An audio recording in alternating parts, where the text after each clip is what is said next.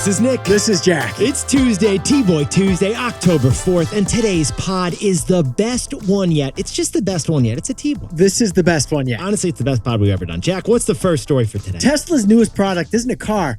It's a humanoid home robot. It's got 2 legs, 2 arms, a head, and none of it seems to work. That was an issue. For our second story, Innoafeed just raised $250 million to build the world's biggest ant farm. They are mass-producing black flies to feed animals to feed us. Our third and final story is the SEC. They just issued a press release about Kim Kardashian's crypto. Kim Kardashian's cryptogram. The SEC just published a clickbait piece. They did. And that's the point. That is the point. But before we hit that wonderful mix, A wild mix for a T-Boy Tuesday, man. quick thank you to the thousands of Yetis who completed our audience survey. The results so far, Jack, can we whip them up? Because they have been fascinating. I feel like Steve Harvey Yes. hosting Family Feud. Survey says. Survey says that 80% of you listen to this pod every single day. Survey says 25% of you were recommended by a friend. HYH TBOY. If you know, you know. Survey says that 80% of you want dad hats, not snapbacks or flat brims. Jack, apparently the dad hats dominated in our survey like Darlene at Duncan. Also, a statistically significant number of you are asking for T-Boy jewelry. Jack, can we fit mattress on a charm bracelet? You think we could pull this off? If you can think it, you can dream A it. mood ring, but only Slammin' Salmon. That's what we're picturing. Yetis, we are working on that swag, aiming to deliver it to you by the wintertime. But Jack and I are acting even quicker on something else. A top takeaway from the survey was that you'd like more T-Boy. Yeah, many of the Yetis asked for more types of T-Boy content. You want more of the best one yet. You want more cowbell. Well, we heard you, and we're already working on it. We are, and we'll explain more of the details in a couple days. Just wait. But mark your calendars for this Saturday, October 8th. You wanted more T-Boy. You're getting more T-Boy this Saturday. Thanks to all the Yetis and besties who gave us feedback in that survey. Jack and I are basically zucking your best ideas. It's a level 5 zucking. Get ready. Jack, let's hit our 3 stories. 15 years before this song, 2 boys from the Northeast met in a dorm. They had an idea that caused a cultural storm. It's the best one yet, but the best is the norm. Jack, Nick, that's it. I don't even think they need to practice. 50%, that's a fat tip. T-Boy City on your list. If you know, you know, cause we ready to go. We can't wait no more, so just start the show. Start the show. For our first story, Tesla's newest product isn't actually a car. We want to talk about the humanoid robots that may take over the world someday. Classic Elon Musk, Jack. Those are just classic weekend Elon Musk, right? 2 doozies of news headlines in 24 hours when no one else was making news. Okay, first, we'll give you a quick update on the Tesla cars. Tesla announced that they sold fewer cars than expected in the third quarter. Supply issues, disappointed analysts, so the stock of Tesla fell 9% yesterday. Okay, great. The real news wasn't the cars at all. No, it was was the it? human-shaped walking robot that they unveiled at Tesla. Apparently, Tesla, the car company's new side hustle, is robots that look like your uncle. Tesla hopes that these robots do the unwanted labor in Tesla's factory someday. But like Apple and Amazon and like every tech company these days, Tesla knows that the real opportunity isn't on the roads, it's in your house. So Tesla's next big bet is this new thing called Optimus. It's called Optimus. It's a human-shaped robot with 2 arms, 2 legs, and a head, and it's designed to be used in factories or in your home. Now, it's called Optimus because, Jack, this thing is optimizing. Yeah, Tesla's using the same sensors and artificial intelligence for the robot as they already use for Tesla's autopilot in the cars. Now, if you're trying to visualize this, picture like a C-3PO, but as if it were designed by Johnny Ive, not George Lucas. That's right. It's got a sleek shape.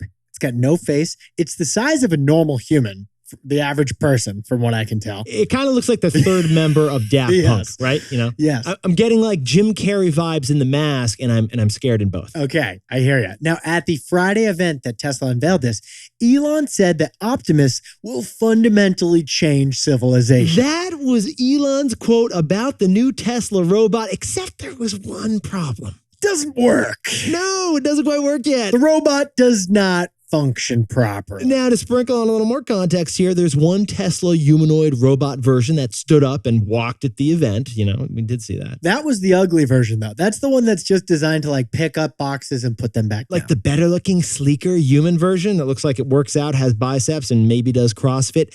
That one didn't stand on its own. That one had to be carried onto the stage by 3 humans. So it's actually kind of ironic, right, Jim? Yeah, because they had to hire 3 people to take care of the robot that's designed to replace one person. Exactly. It's like 3 minus -1 is 4. Just trust us on the math, Yetis. Now, Elon says this new humanoid Tesla robot is going to be ready in 3 to 5 years, and you can buy it for probably around $20,000. But we got to ask, will it?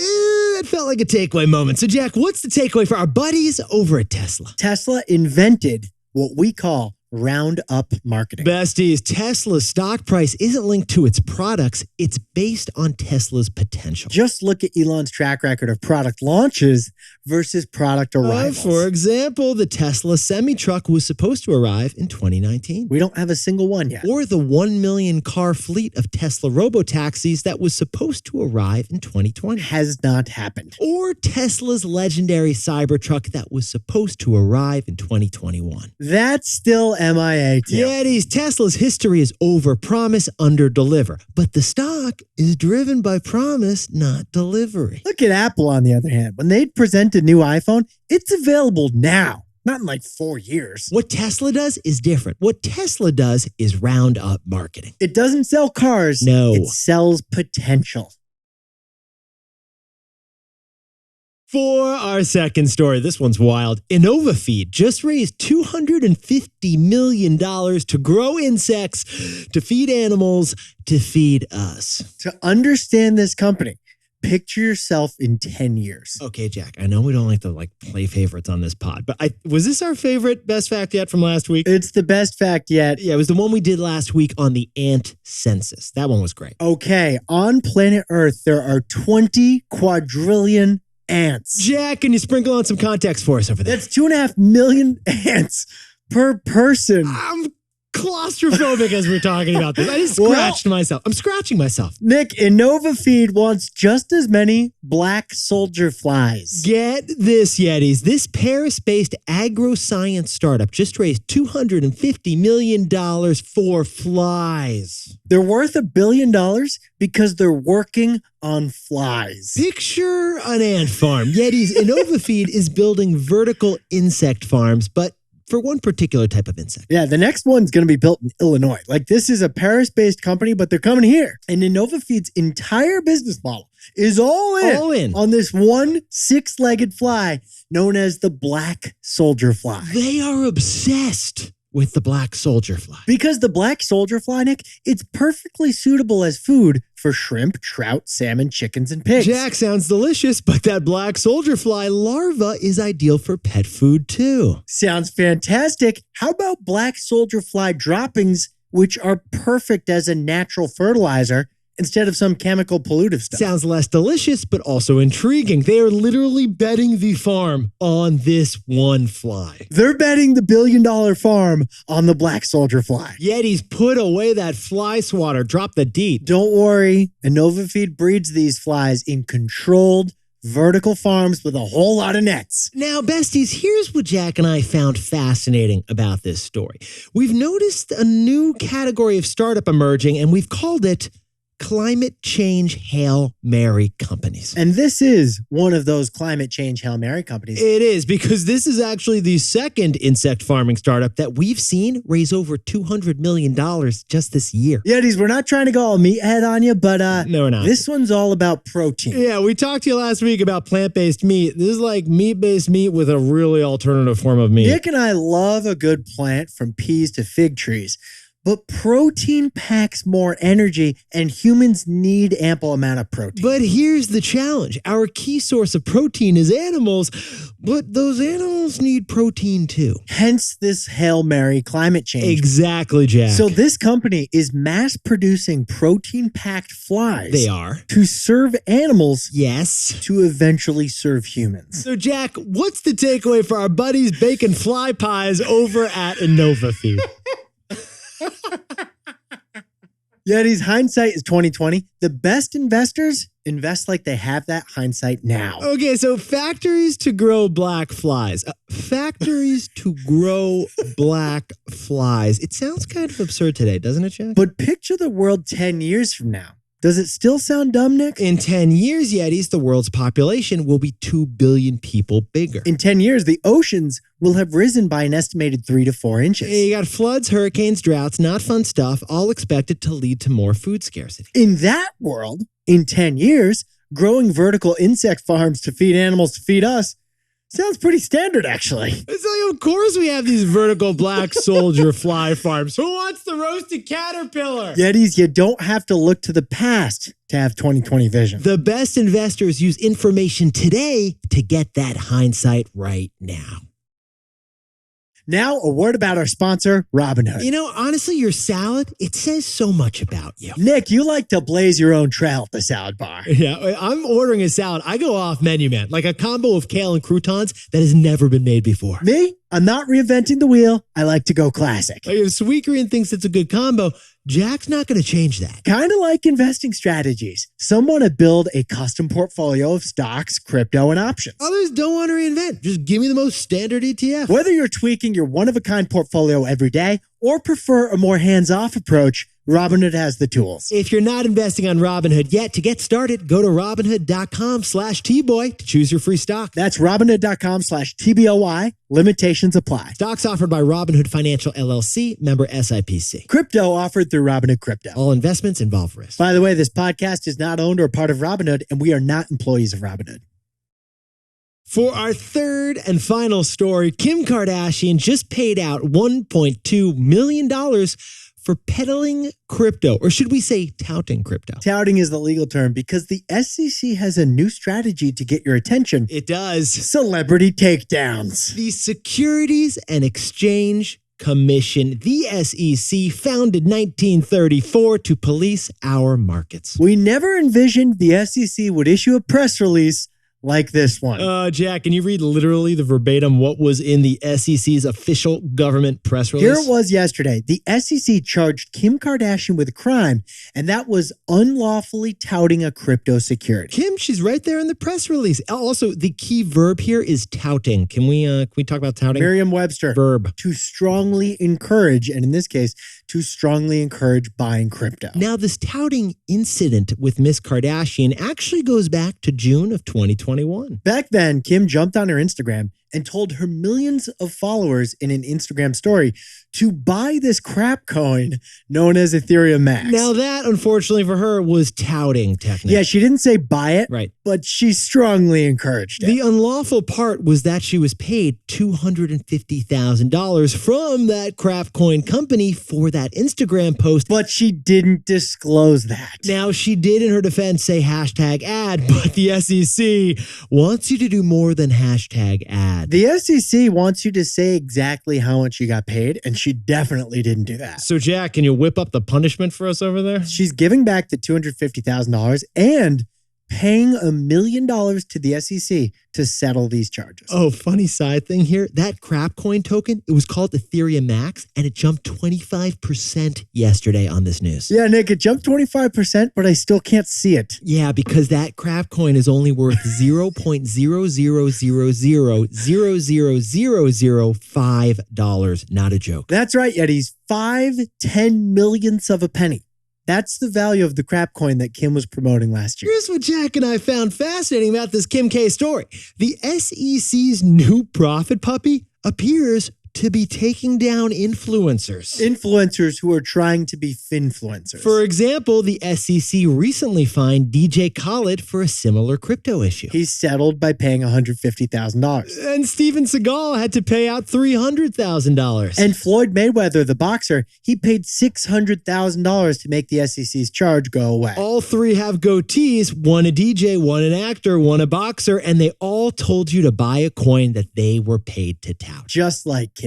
I hope the SEC's Gary Gensler got some autographs out of all this. Now we know what you're thinking, Yetis. where's TB12? Yeah, why hasn't Tom Brady been charged by the SEC? Yeah, Tom Brady spends more time promoting FTX crypto than he spends with Giselle these days. Honey, we only talk football at the dinner table. Or how about Matt Damon, Nick? Matt Damon. His masculinity these days seems to be defined by that infamous Crypto.com commercial. Well, we jumped in T-Boy style, and it turns out that neither Tom nor Matt were technically touting a security. And that's what you can't do. Right. These two Boston boys, they were promoting a company. Yeah, Tom and Matt didn't single out an individual coin in their FTX and Crypto.com commercials. So legally, they're in the clear. But the SEC would have loved to have sued Tom Brady, and that is because of our takeaway. So, Jack, what's the takeaway for our buddies who are hanging out with Kim Kardashian? The SEC just figured out the perfect way to educate investors, and that is celebrity takedowns. Yeti's the mission of the SEC starts with these 3 words: to protect investors. The SEC knows that the crypto boom made new investors vulnerable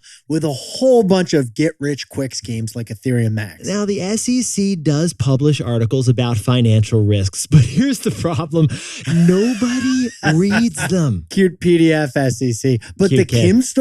Kim story from yesterday, it was by far the biggest headline in finance, culture, or entertainment news. And with that headline, the SEC informed other celebrities that they can't promote crypto unless they disclose exactly how much they're getting paid. Which then informed potential investors to understand that they're getting paid to push this and there are risks before buying. So the way we see it, the SEC just sued Kim Kardashian because that's the best way to get anybody's attention. It really is. Jack, can you take that fly pie out of your mouth and whip up the takeaways for us over there? Gladly. Tesla says its new humanoid robot will change civilization and be ready in 3 to 5 years. Now that is some round up marketing. Tesla invented it. For a second story, Innoafeed is mass producing black flies for animals for you. Hindsight is 2020. Investors find a way to look forward 2020. For our third and final story, the SEC charged Kim Kardashian for wrongfully touting Ethereum Max. You just can't tout. The SEC just figured out the perfect way to educate investors, and here it is, the celebrity takedown. No touting. This is a tout-free podcast. Yeah. Yeah, it is. That's a good line. We're tout-free. This is tout-free. Proudly tout-free. Yeah, tout-free since 2018. Now, time for the best fact yet. This one is actually a correction pointed out by Kendall Peterson in lovely Florida. Last week, we said that Hurricane Ian set a storm surge record in the state of Florida. It was a lot of water on the land. In fact, however, it was a record just in the town of Naples, Florida, and other parts of Southwest Florida. It turns out that the storm surge record in the state of Florida was actually a shocking 16.9 feet of water from Hurricane Andrew in 1992. That's our mistake, Yetis. We were comparing apples to oranges. Yetis, you look fantastic for T-Boy Tuesday. And remember, to grow the pod, there's one thing you can share when you see that one other person today. Send them the link to the pod and say HYH-TBOY. Have you had the best one yet? Nick and I will see you tomorrow. If you know, you know.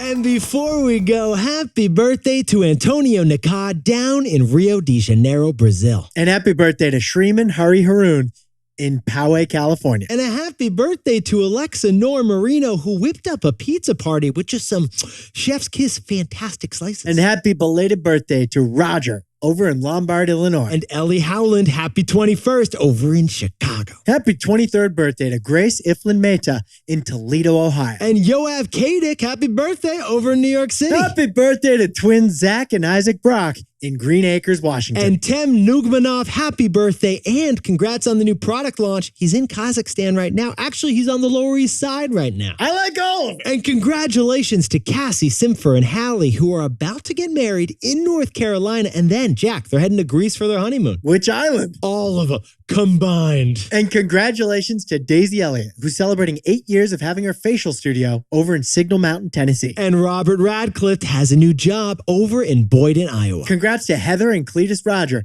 who are having a baby boy, Ezra Joel, over in Texas. And Logan Go was just born this week in West Bend, Wisconsin. Jack, did you hear about his first pod? Listen to T-Boy episode from the hospital. Thanks to Logan's parents for getting us involved. First word, first sound. This is Jack. I own stock of Amazon, and Nick and I both own stock of Apple and Robinhood.